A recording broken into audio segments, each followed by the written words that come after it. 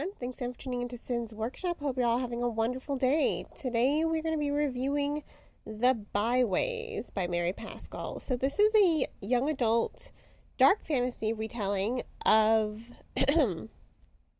Alice's adventures in Wonderland. And I was really drawn in, but you know me. I love retellings. I'm a huge retellings buff. If you tell me a book is a retelling, I'm going to pick it up and I'm going to read it. Hands down. I don't care which fairy tale it is, although my personal favorites are always going to be Beauty and the Beast, Dracula, Wuthering Heights.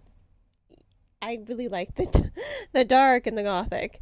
But if it's a retelling, 9 times out of 10, I'm going to pick it up and I'm going to read it.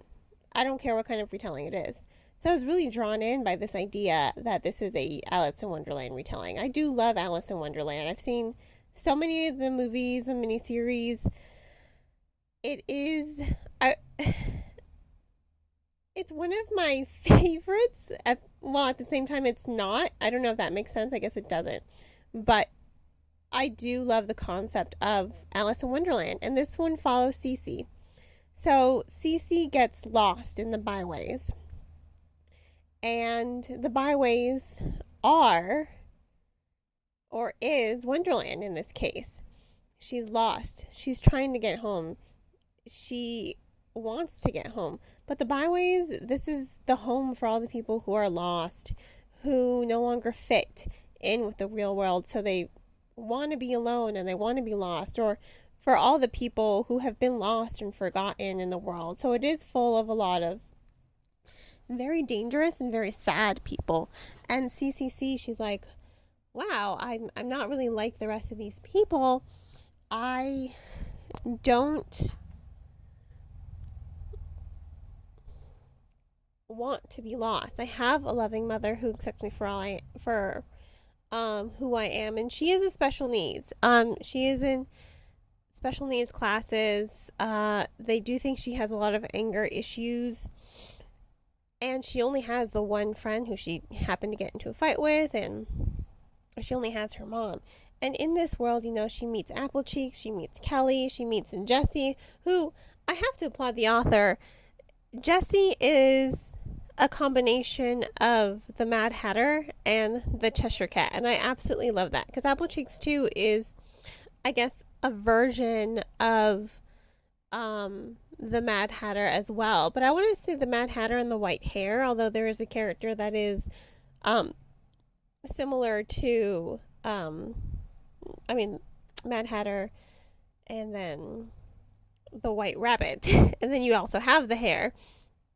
So there's a character that is similar to the hair.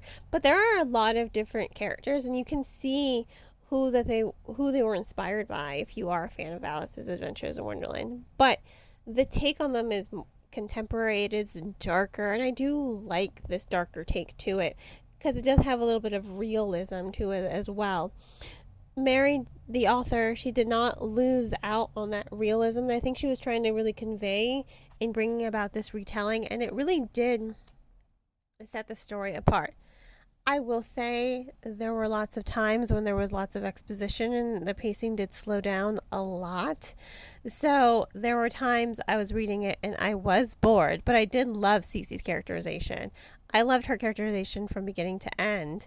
Her, Jessie, again, Kelly, and Applecheeks, I love the characters. The fact that I can remember every single one of their names says a lot, because if you've listened to my podcast, sometimes I'm just like, damn, I forgot this character's name and I didn't write it down in my notes. These are all characters, I remember who they are, and I didn't write their names down in my notes.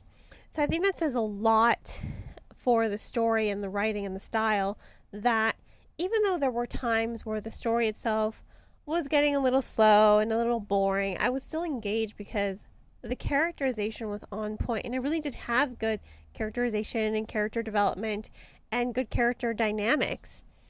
Each of these characters has a voice, and you can see who they kind of represent in the real world and who they represent in Wonderland.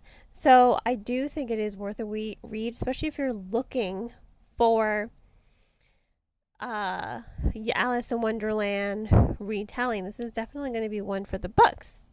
So on that note, I'm going to give this book 3 out of 5 stars. Again, well, the characterization was on point, and I have no issues with the characterization at all.